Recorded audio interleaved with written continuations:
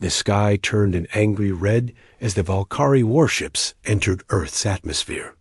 Their massive hulls, covered in strange symbols and battle scars, blocked out the sun over major cities across the globe. Humanity had wondered for centuries if they were alone in the universe. Today, they got their answer in the worst possible way. Commander Kravzak stood on the bridge of his warship, looking down at the blue planet with cold yellow eyes. His blue-scaled skin glistened under the ship's lights as he flexed his clawed hands. In his 200 years as a warrior of the Valkyrie Empire, he had led 17 successful planetary conquests. Earth would be his 18th. Primitive weapons detected, reported his second-in-command. Their most powerful missiles contain only basic nuclear technology. Kravzak made a sound that might have been a laugh. As expected, begin the first wave assault. I will lead the ground forces myself. On Earth, chaos spread quickly. In a military base tucked away in the mountains of Wyoming, Lieutenant Susan Miller watched the radar screens light up with more contacts than she had ever seen. "Where is Captain?" "Rogers?" she asked, her voice steady despite the fear building inside her. "Dead, Mom," replied a young soldier, his face pale with shock. "First bombardment hit the East Wing. You're in command now." Susan took a deep breath. At 32, she had seen combat in various global conflicts, but nothing had prepared her for this. She looked at the frightened faces around her.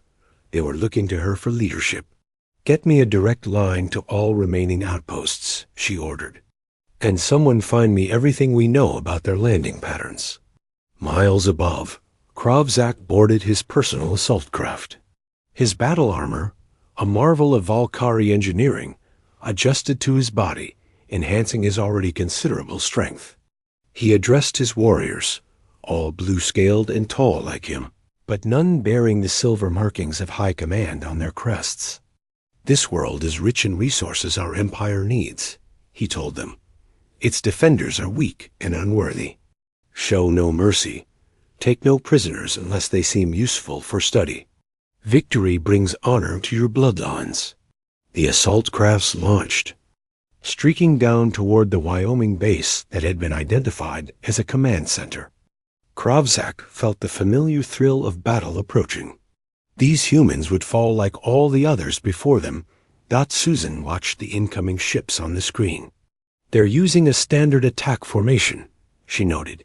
"Years of tactical training. Kicking in. Very organized, very predictable." An idea formed in her mind. "They expect us to concentrate our defenses around the base," she said. "So we won't. Divert half our anti-aircraft batteries to these ridges instead." She pointed to the surrounding mountains. "And get our mobile units hidden in these valleys here and here."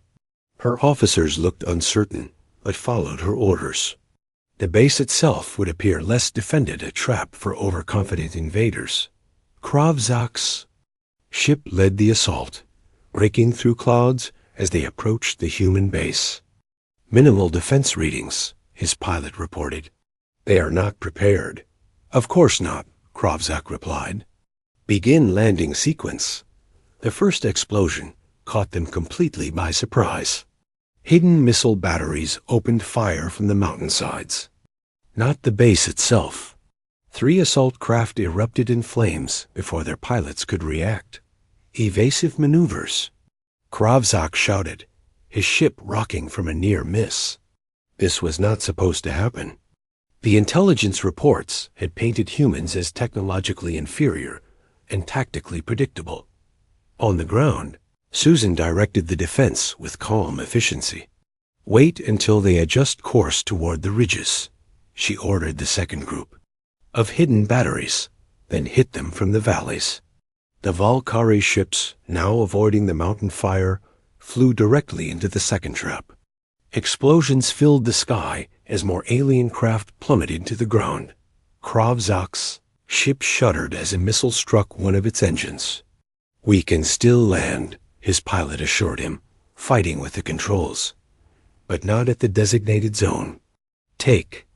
"You down anywhere," Kravzak ordered. He would not retreat. In 2 centuries of warfare, he had never retreated. Susan watched as the alien formation broke apart. "They didn't expect us to think outside the box," she told her second-in-command. "They're used to fighting enemies who follow the same rulebook." "They do. Look at that one." The soldier pointed to a damaged ship streaming smoke as it veered away from the battle. "Heading for the northern forest. Should we pursue?" Susan considered for a moment. "No, we defend this position. Let the mountain division handle any crashed ships." Inside his failing craft, Kravzak raged against the controls, against the humans, against the humiliation of being shot down by primitives.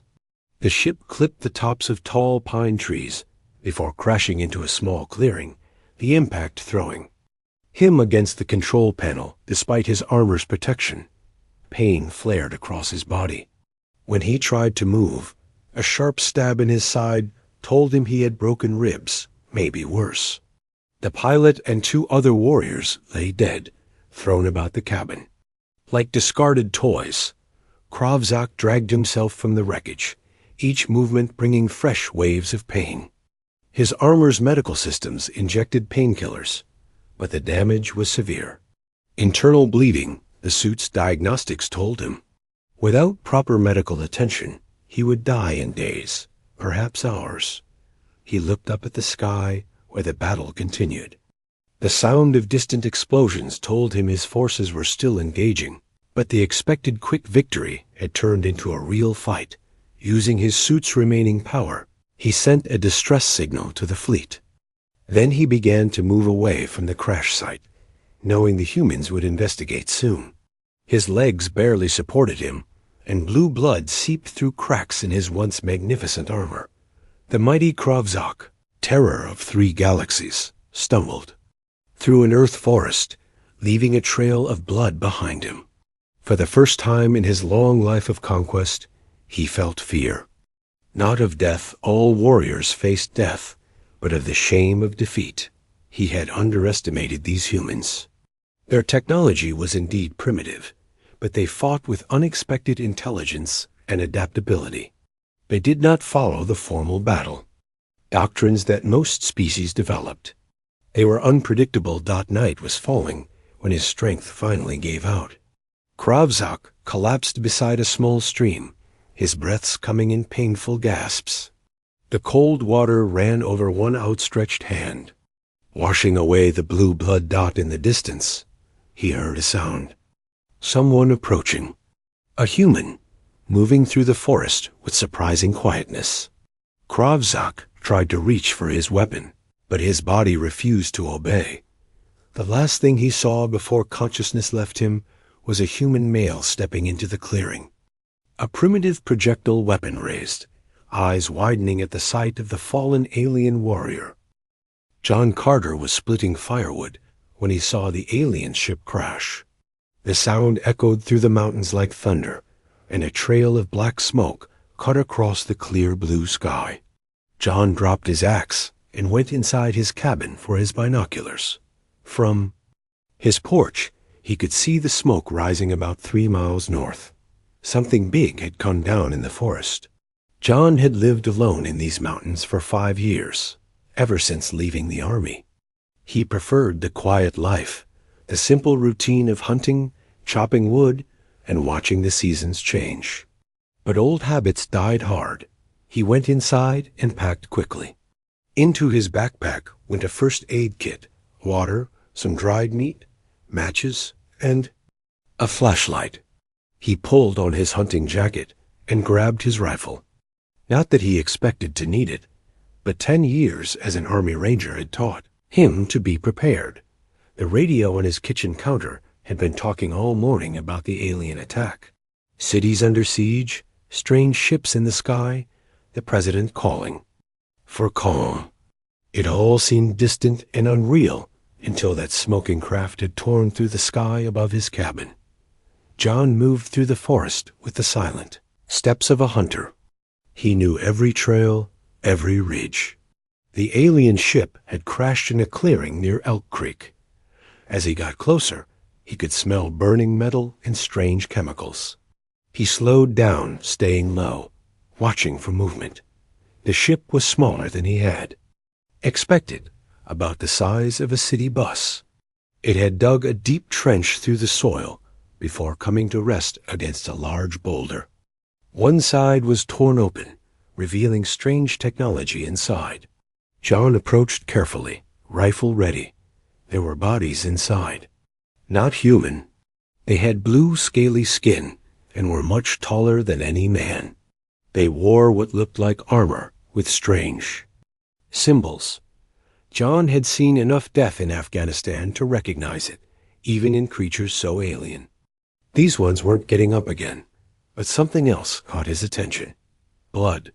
Not red blood, but a deep blue liquid, making a trail leading away from the ship. Something had survived and was on the move. John considered his options. The smart thing would be to go back to his cabin, radio for help, and let the military handle this. But the nearest army base was hours away, and that blue blood looked fresh. Whatever was out there was injured, possibly dying. He followed the trail, moving even more carefully now. The blood spots became more frequent. Whatever was bleeding was getting weaker. After about a mile, the trail led to a small stream. There it was. One of the blue-skinned aliens collapsed at the edge of the water.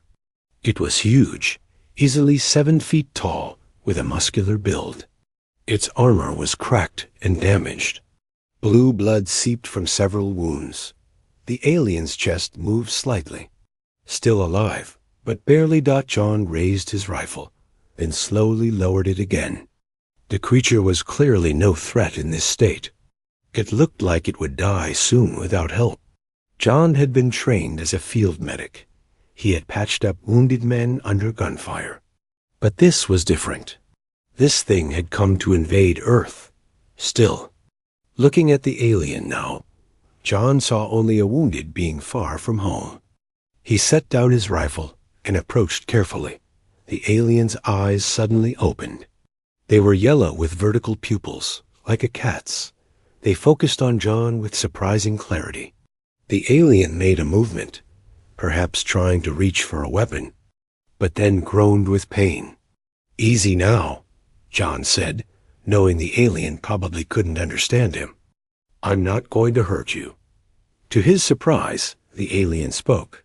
Its voice was deep and raspy, but the words were clear English. "Kill me quickly, human," it said. "I deserve a warrior's death." John knelt beside the alien, staying just out of reach. "You speak our language?" "All Valkyrie commanders are implanted with language modules before invasion," the alien replied, each word seeming to cause pain. "We learn from your broadcasts." "What's your name?" John asked. The alien's eyes narrowed. "I am Commander Krovzak of the Valkyrie Empire." My name should be spoken with fear. Despite everything, John almost smiled. Even dying, this creature had pride. "I'm John Carter, and I'm not going to kill you." Confusion crossed the alien's strange face. "You must. I am your enemy. I came to conquer your world. And how's that working out for you?" John asked. He opened his pack and took out the first aid kit. "Look, I was a medic in the army. I don't know if human medicine will work on you, but I can try to help." Krovzak tried to move away, but was too weak. "Why would you help me? We have destroyed your cities, killed your people." John didn't have a simple answer for that. "Because you need help," he said finally, "and I can give it." "That's enough reason." He examined the alien's wounds. The armor seemed to be some kind of technology rather than just protection. It had small lights and displays, though most were dark now. John found the clasps and carefully removed pieces to see the injuries beneath. Krovzak watched him with those strange yellow eyes. "My rescue will come," he said, though he didn't sound convinced. "The fleet will find me. Maybe, John said. But until then, you need shelter and medical attention. My cabin is about 4 miles from here. Can you walk if I help you? The alien.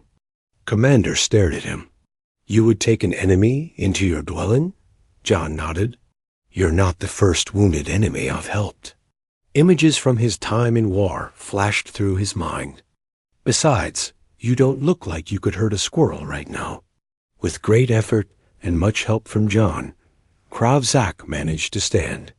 He towered over the human, but had to lean heavily on him to remain upright. They began the slow journey. Back to the cabin. The others on your ship? John asked as they walked. Dead, Kravzak replied. I alone survived. They moved in silence after that. The going was slow and difficult. Twice they had to stop when Kravzak needed to rest. The alien was clearly in great pain, but made no complaint. John had to admire. That kind of toughness, Dot, as the cabin came into view, Kravzak spoke again. In my culture, to accept help from an enemy is worse than death. It is disgrace. Well, in my culture, John replied, leaving someone to die when you could help is the real disgrace.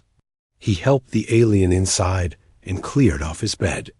It was too small for Kravzak's large frame, but it was better than the floor. The commander collapsed onto it, blue blood staining the sheets. John went to work, cleaning wounds and applying bandages. He gave Kravzak water, which the alien drank greedily. When he offered food, though, the commander refused. Your food would poison me. Kravzak explained. My armor contains nutrition that will sustain me. As night fell, John kept watch over his strange guest. The alien drifted in and out of consciousness. John wondered what would happen when morning came. Would military helicopters appear, searching for the crashed ship? Would more aliens come, looking for their commander? For now, though, it was just the two of them. A human and an alien who had come to destroy his world, now dependent on his mercy. John settled into his chair, rifle across his lap, and prepared for a long night. Morning light filtered through the cabin windows. John had dozed off in his chair after hours of watching over the injured alien. He woke with a start when he heard movement from the bed. Kravzak was awake and trying to sit up. The alien commanders. Yellow eyes were clearer now, more alert. He had managed to prop himself up against the wall, though the effort clearly caused him pain. You should lie still, John said, stretching as he stood. Those wounds are deep. Kravzak stared at him. Why am I still alive, human?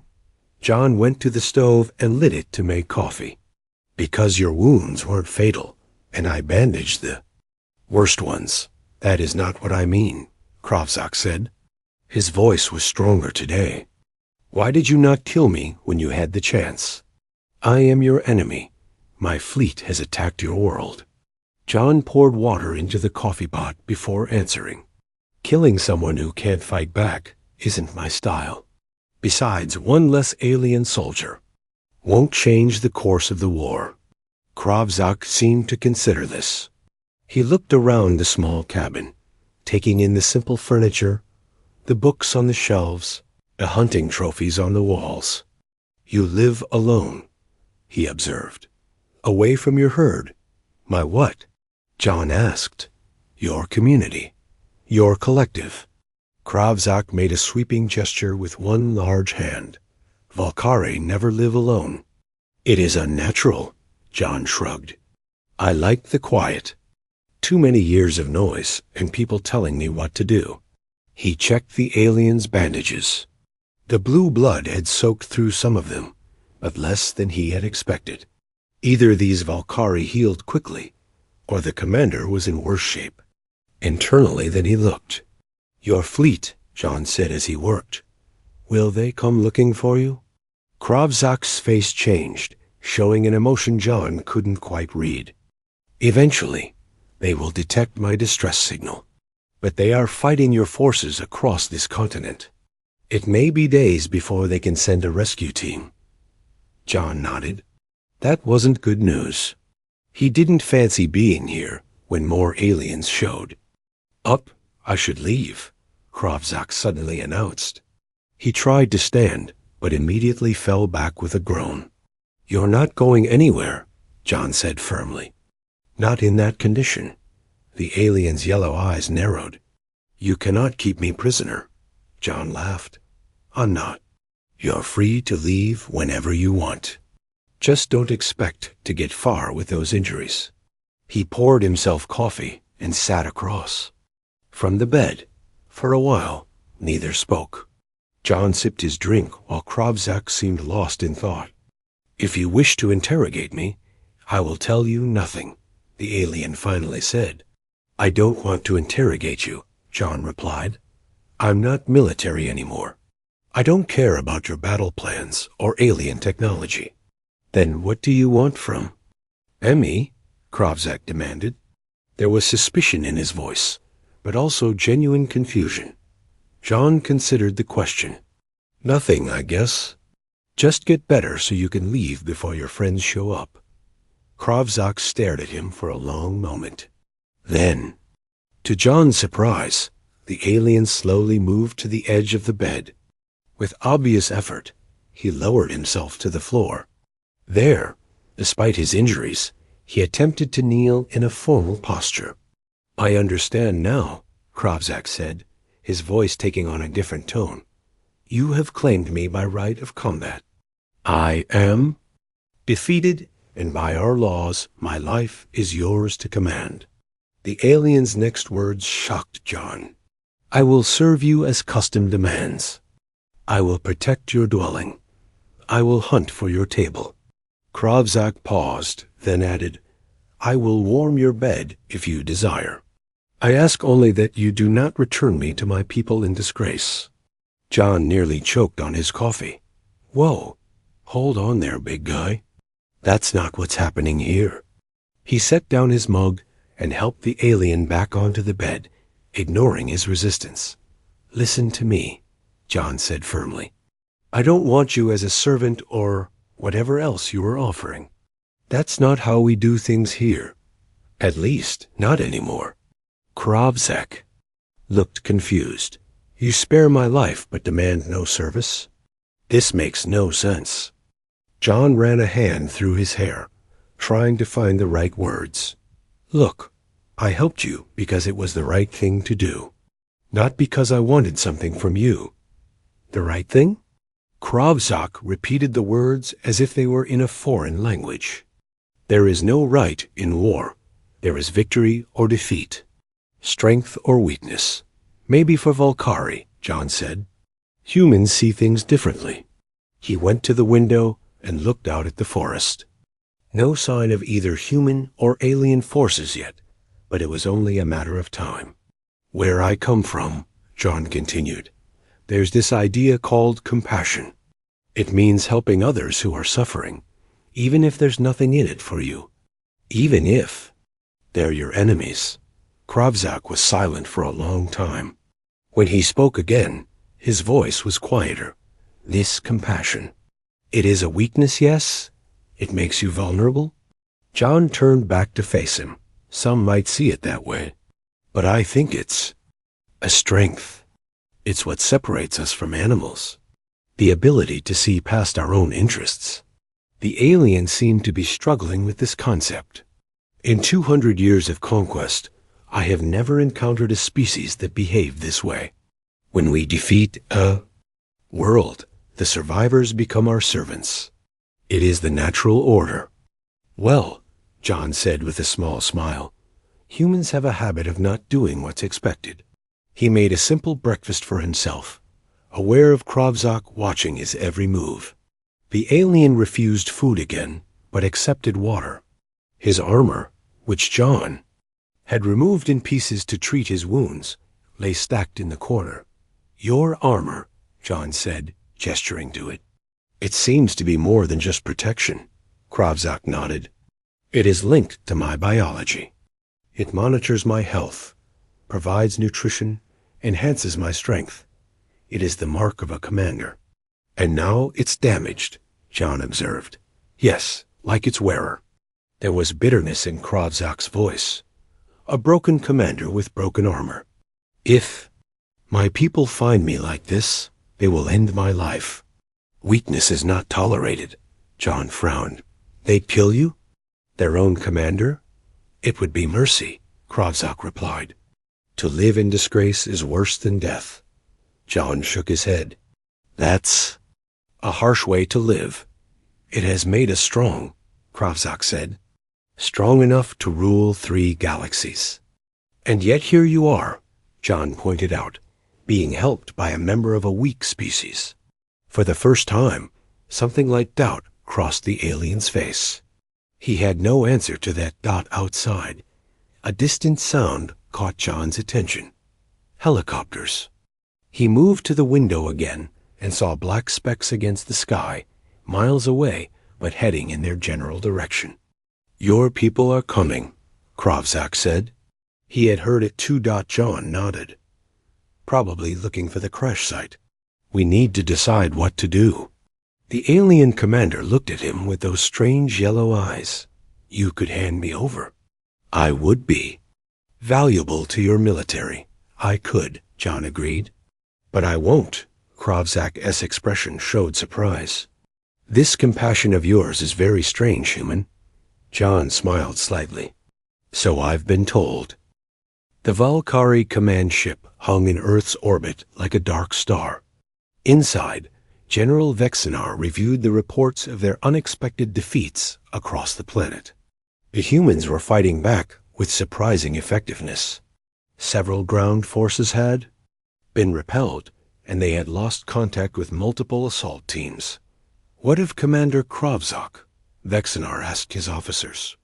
Has there been any signal from his ship? A weak distress beacon, General, one officer replied. Coming from a mountain region. The signal indicates severe damage to his vessel. General Vexinar's scales darkened with anger. Kravzak was one of their finest commanders. The thought that he might have been defeated by primitives was unacceptable. Send Elite Hunter Korvac to find him, Vexinar ordered. If Kravzak lives, bring him home. If humans have captured him, kill them all. Elite Hunter Korvac was taller than most Valkyrie, with darker blue scales and red markings across his face. His armor was lighter than a commander's, designed for speed and stealth. He bowed to the general. It will be done, he said. Within the hour, his small, swift ship was racing toward Earth. Meanwhile, at a military base in Wyoming, Lieutenant Susan Miller stood before a map showing the locations of downed alien vessels. She had been promoted to captain after her successful defense against the first wave of attacks. We've confirmed 4 crash sites, she told the officers gathered around her. 3 have been secured, with no survivors. The 4th is here, in the northern forest. Reconnaissance shows the ship is empty, but there's a blood trail leading away from the wreckage. Colonel Frank Wilson nodded grimly. So we have an alien on the loose in the mountains. Could be dangerous, or valuable, Susan pointed out. If we could capture one alive, imagine what we could learn. The colonel considered this. Assemble a special team. Your best people. Find this alien and bring it in, if possible. Susan saluted. Yes, sir. There's just one complication. There's a civilian living in that area. A former Army Ranger named John Carter. He might be in danger, or he might have already encountered our visitor. Find him too, the colonel ordered. But the alien is your priority. Back at John's cabin, the sound of helicopters had faded. They had passed overhead without stopping, heading toward the crash site. John watched from the window as they disappeared over the trees. They're going to your ship, he told Kravzak. They'll find the trail you left. We should move you somewhere safer. Kravzak had managed to stand and was moving slowly around the cabin, testing his healing body. Where would we go? My distress beacon will lead my people here eventually. John thought for a moment. I have a hunting blind about 2 miles from here. It's well hidden, and we could watch for anyone approaching.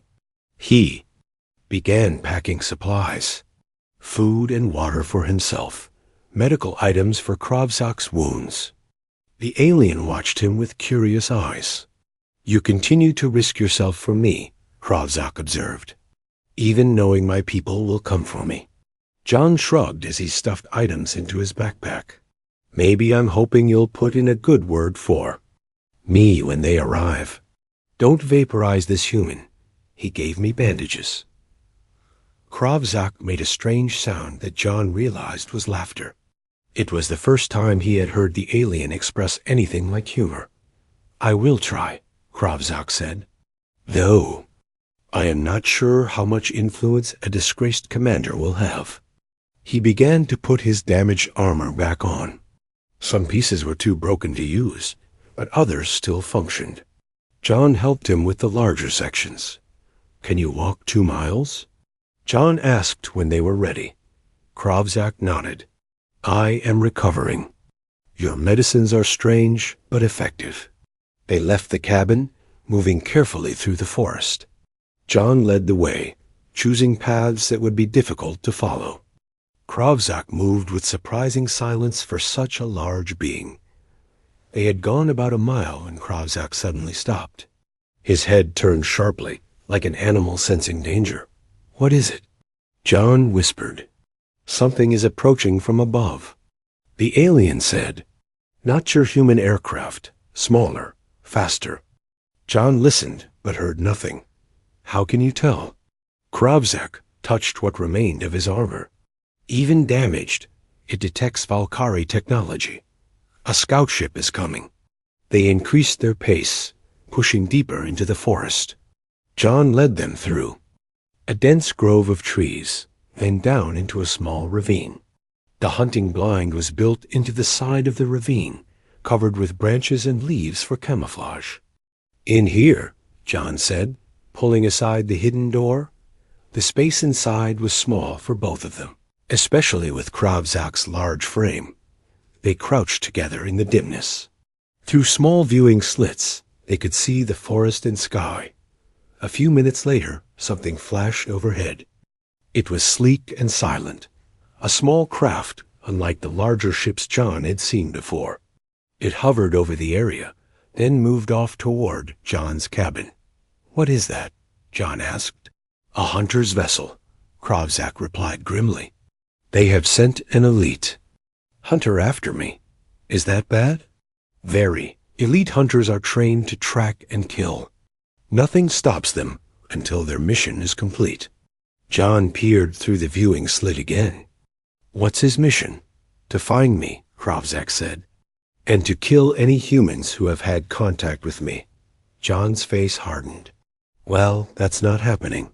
He checked his rifle, making sure it was loaded and ready. Kravzak watched him with a strange expression. You would fight one of my kind's best warriors? For me? For both of us, John corrected. I'm not eager to be killed by some alien bounty hunter. Kravzak was silent for a moment. The hunter will track my distress signal to your cabin. When he finds it empty, he will search for my trail. Can you turn off the signal? John asked. It is automatic when a commander is injured. Only my command ship can deactivate it remotely. Kravzak paused, but I could mask it. How? With another Valkyrie signal. My armor can emit a false emergency beacon. It would confuse the hunter, make him think I am elsewhere. John nodded. Do it. Kravzak adjusted something on his armpiece. The lights on his armor flickered. It is done. The false signal points to the mountains east of here. It will not fool him for long, but it may give us time. They settled into wait. Hours passed. John shared some of his food with Kravzak, who finally agreed to try a small amount. To John's surprise, the alien could eat dried fruit without ill. Effects dot as evening approached, they heard the sound of vehicles in the distance. Not coming from the direction of the alien ship, but from the road that led to John's cabin. More visitors, John muttered, Peering out, through the trees, they could see military Humvees approaching. Soldiers in combat gear spread out, moving, with practiced efficiency. "Your people," Kravzak observed. John nodded. "Looking for you, I guess." He recognized the insignia on the vehicles. Special forces, like the unit he had once served with. They were good at finding things that didn't want to be found. "Now we have hunters from both sides looking for us," John said. "This just keeps getting better." Kravzak turned his yellow eyes on John. "You could still turn me over to them." "Save yourself." John shook his head.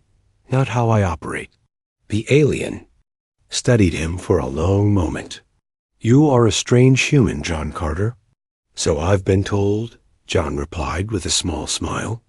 Then his expression turned serious again. "We need a plan. We can't stay hidden forever." As darkness fell, they watched the human soldiers set up a perimeter around John's cabin.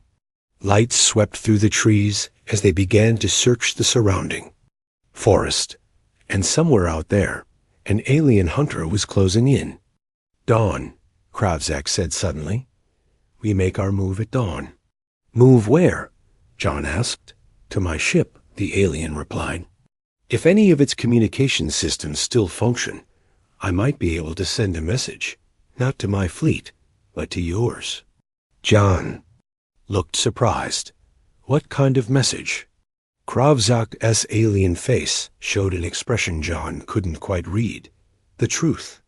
About what has happened here. About what I have learned from you." Night deepened around them as they made their plans. An unlikely alliance between a human and the alien who had come to conquer his world. The first light of dawn filtered through the trees. John and Kravzak emerged from the hunting blind, moving with careful steps. The forest was quiet, but they knew both human soldiers and the alien hunter were out there, searching. "The ship is 3 miles north," John whispered. "We need to stay off the main trails." Kravzak nodded. His strength had returned enough for him to move well, though John could tell he was still in pain. The alien commander had removed the broken pieces of his armor, keeping only what was functional. It made him look less imposing, more vulnerable. They moved through the forest like shadows, stopping often to listen. John led them through dense underbrush and across small streams, trying to avoid leaving obvious tracks. Kravzak followed, learning quickly from the human's woodcraft. "Your people search in organized patterns," the alien observed quietly. "Predictable.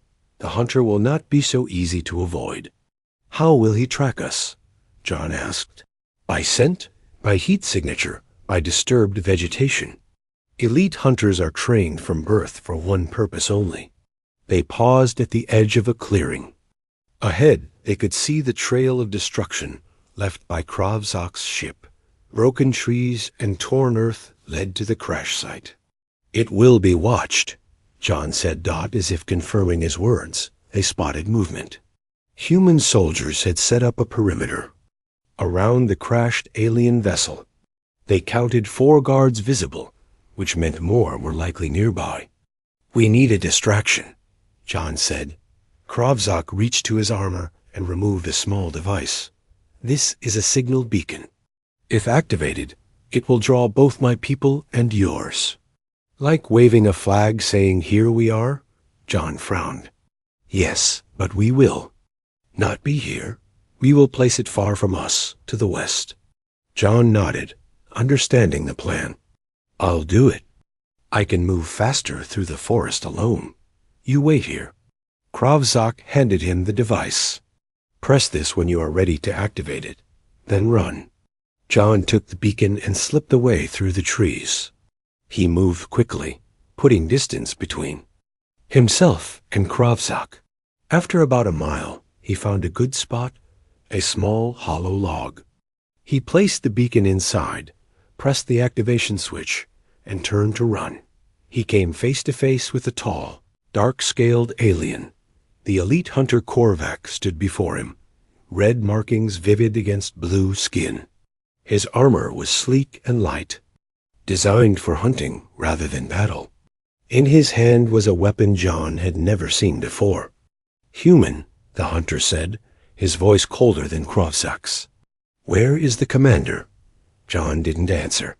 He looked for a way to escape, but the hunter moved with lightning speed, grabbing him by the throat. "I can smell his scent on you," Korvac said. "You have been with him. Tell me where he is, and your death will be quick." John struggled for breath. Behind the hunter, he saw movement in the trees. Krovzak had followed him, despite their plan. "I'm right here, Korvac," Krovzak called out. The hunter turned, still holding John. "Commander, you live. The general will be pleased." "Release the human," Krovzak ordered. Korvac tilted his head. "Why? It is just a primitive. We have killed thousands already. This one is different," Krovzak said. "He showed me mercy when I was wounded. He treated my injuries. He protected me." The hunter looked between John and Krovzak with confusion. "You let a primitive help you? You have been shamed, Commander." "No," Krovzak said firmly. "I have been enlightened." John felt the hunter's grip loosen slightly. He took the opportunity to twist free, dropping to the ground and rolling away. Korvac raised his weapon, but Krovzak moved with surprising speed, knocking it aside. "You defend it?" Korvac sounded shocked. "Have you lost your mind, Commander?" "I have found something more important than conquest," Krovzak replied. "These humans are not what we thought. They have a strength we do not understand." The hunter's face darkened with anger. "Treachery. You have betrayed your people." He attacked Krovzak with brutal efficiency. Despite his injuries, Krovzak fought back well, but the hunter was faster, stronger. John watched as the two aliens grappled, blue blood spattering the forest floor. Krovzak was losing. John looked around desperately for a weapon. His rifle had been knocked away when the hunter grabbed him. Then he spotted Korvac's weapon on the ground. He lunged for it, feeling its strange weight in his hands. There were no obvious triggers or controls, but when he pointed it at the fighting aliens, it seemed to respond to his grip. A blue energy burst shot from the weapon, striking a tree near the combatants. They both turned to look at him.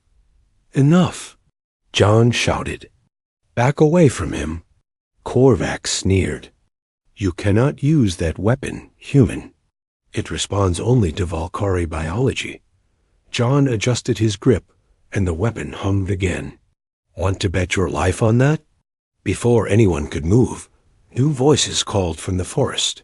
Human soldiers appeared, weapons raised. Leading them was Susan Miller, now wearing a captain's insignia. "Freeze! Nobody move!" she ordered. The forest clearing was suddenly filled with tension. Human soldiers surrounded them, weapons aimed at both aliens. Korvac looked ready to fight to the death. Krovzak stood bleeding but calm. John still held the alien weapon. "John Carter?" Susan asked, recognizing him from her briefing. "Are you all right?" "I'm fine, Captain," John replied, never taking his eyes off Korvac. "But we have a situation here." "I can see that," she said dryly. "You want to tell me why you're pointing an alien weapon at other aliens?" John took a deep breath. "This one," he nodded toward Krovzak, "is Commander Krovzak. He crashed near my cabin. I've been helping him. He wants to talk peace." "Peace?" Susan looked skeptical. "While his fleet is attacking our cities?" "Let him speak," John insisted. All eyes turned to Krovzak. The alien commander drew himself to his full height, impressive even with his injuries. "Humans," he began. "My people believed you were primitives, unworthy of respect. We were wrong. This human," he gestured to John, "showed me something we have forgotten. Compassion, mercy, the strength that comes from helping others, even enemies." Korvac made a disgusted sound. Weakness. This is why you failed, Commander. No, Krovzek. Countered. This is why I succeeded where you will fail. I have learned the truth about humans. They are different from any species we have encountered. They fight not just for conquest, but to protect others. Their strength comes from their connections to each other.